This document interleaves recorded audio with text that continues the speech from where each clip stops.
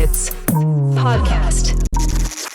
This time it's a head coach here with me. Thanks for being here. My pleasure. Hey. My pleasure. Thank you for having me. How are you doing in the second year as a head coach with the team Chiemgau Baskets? Well, each year, it changes. A variety of things happen, and the growth of some people change, and then you get used to the environment, and you get used to the community in general. So things are going quite well, though. Quite well. That's good to hear. So you have decided to stay within Chiemgau Baskets. Why? What's going good for you? What do you like? Let's put it like this. I'll put it in 2 words: unfinished business. That's good to hear. I think that when I came to this situation, the first thing I wanted to do is to try to help them establish a culture of basketball. This region is starving for that. And I felt like this could be a place that I could start something with someone who has a vision. And the only person that I could think of was Franz. And we have similar vision, similar ideas. So it works really well with the whole variety of all the kids and the mentalities that we're trying to change. So, but you like the development and the dynamics that's already existing in the Chiemgau Baskets? Yeah, I love it. I love everything that we're doing. I can see the growth of these young men. I want to teach them more than basketball. I want to teach them how to be a man. And to go from young men to a man is a big, big positive step, because these young men are the future, but they need direction. And I'm hoping that I'm that direction for them. I think you cannot achieve this alone. You need some, coaches that also want to go in this direction and don't just look on the sports side of life, but also on all the growth. Right. So how do you achieve this? That's the big challenge for us, is that to find coaches which could fit what the culture is about. We're really searching for those kind of kids, those kind of people to come to be part of the Chiemgau family. But to be part of this family is to accept where we are, not where we were. And so if we can get guys to understand that it's about the club, it's about the kids, then we've got the right coach to help us with our journey. Okay, so we're looking for a good coach, a good trainer. Let's dive into some secrets. What do you think is the most important thing to be a good trainer and good coach? I think the intimate relationship of one-on-ones. I think you have to get to know your players. But most importantly, you got to accept them for what they are. Players will show you what they are and who they are. Sometimes as a coach, you try to change those things. Okay. You do it in the work environment, you do it in sport. But what I try to do is to let them be themselves. And then I try to interact and find my places in their life, which I can change and to upgrade, so to say. Okay. So let's talk about your average day. So you're part of a change. We just talked about that. And how does it look like in a normal or typical work day here with Chiemgau Baskets? Well, normally I start off with my coffee, which helps a whole lot. And no, it's just a generalization of what the kids need. I see the development from day to day, week to week, on what the weaknesses of what my teams or a particular player needs. So I try to strategy not on a plan, but more on a goal. Because I think you have to give a player goals for them to achieve. And that is the generalization what I'm doing before I get here. Now, once I'm here, then it's coffee again. And then it's, most importantly, it's just seeing how my kid's body language is. My gift and my curse is that I read the body pretty good. And I can tell when a kid has had exam day. I can tell when he's had problems, perhaps getting out of bed. Okay. I can tell when a kid's got problems in school. So you can definitely read their body, and that tells me what direction my training is going to go. Okay. And so how do you motivate all the kids and all the people achieving their goals?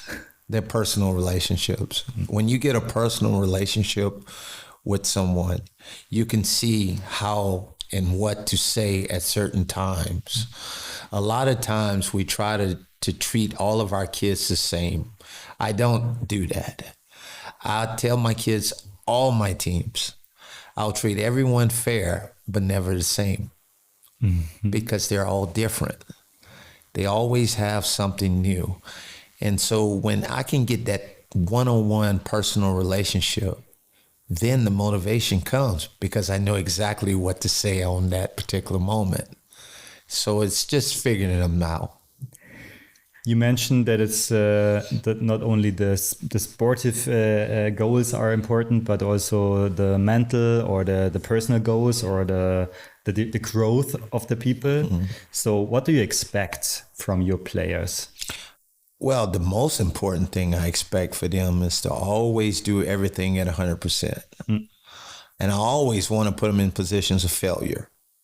I think parents, what we do is we try to prevent failure from our children. We don't want them to fail.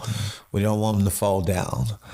I want them to fall, because this is going to help me on the mental side on how they can pick themselves up and build their character through that.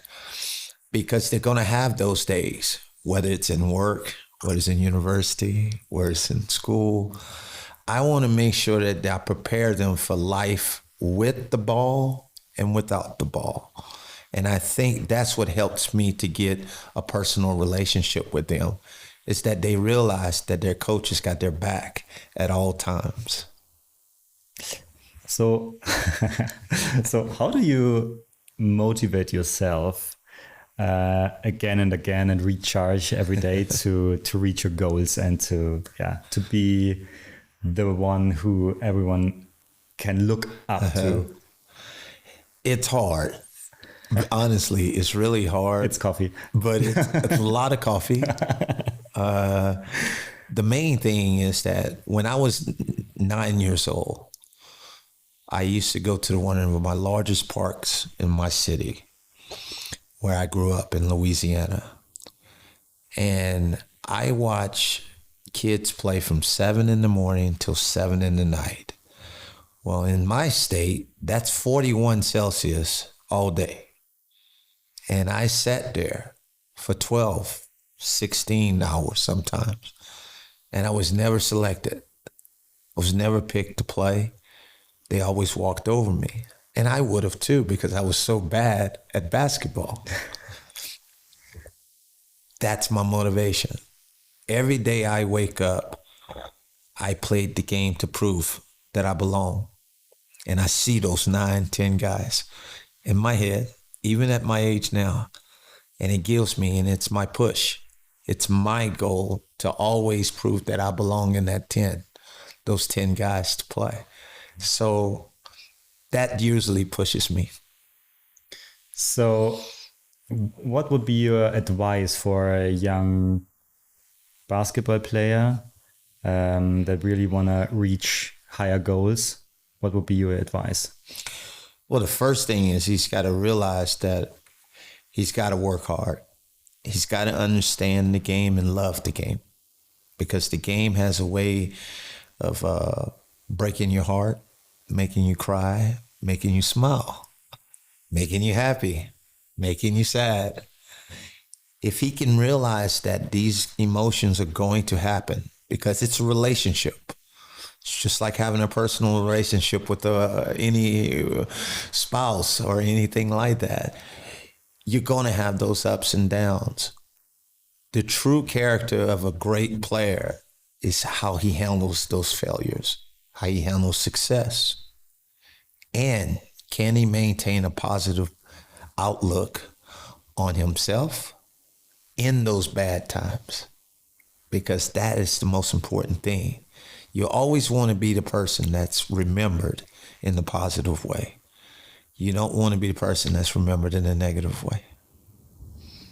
So now you are a coach with a lot of experience, but you also started as a young coach. What would be your advice to you as a young coach, to become a professional coach one time? If I'm a young coach, I'd find coaches like myself and I'd ask questions. I would go to trainings. I would get as much information about not only the game, but about the mental side. Because a lot of coaches now, books can only teach you so much. You know, the education that helped me a whole lot. I was a professional player, played in 11 countries. I've been a professional coach who's coached in 6 countries. So experience taught me more than what my education in university or my education in getting my licenses or whatever it was to do. The experiences taught me everything. And the education of the sport, it is just in a different language, but it always is the same. It's just a question of you being able to know who you're coaching and when to use a particular thing that helps your team. So I would definitely be a question guy. I would definitely go out. I'd have much coffee with them, and I'd ask them. I'd get all the information that I could out of them. Okay, last question. So imagine the game is not running that good, and it's halftime, and you have to talk to your team. What would you say to them to motivate or to flip the game? Or what do you have something like a strategy for this? Or is it just from your stomach? Or how do you react in this situation? It depends on the situation, because I've done 3 different things, believe it or not. I've had one situation where I made the team walk out the hall. We went back to the bus. We came back into the hall and we started all over again. I've had one situation where I made them take off their uniform, then put it back on. Oh, nice. And we started off the game all over again. I've had situations where I've sat there and I didn't say anything. I just stared at them and I gave them a moment, because sometimes players know. If you know your team and you know what buttons to push, then they'll figure it out. But it goes by gut. It goes by gut. It goes by, an understanding of my guys. And I try to select, especially my captains, I try to select people who are able to lead when they're having a bad day. Not when they're having a good day, because it's easy to lead when it's a good day. I want to select the person who can lead when he's having a bad day. And those are the people that people will follow. And I always select pretty good captains so far. So I give, even my youth teams, I select a captain, because it teaches them responsibility. It teaches them that they have to be a leader of a group.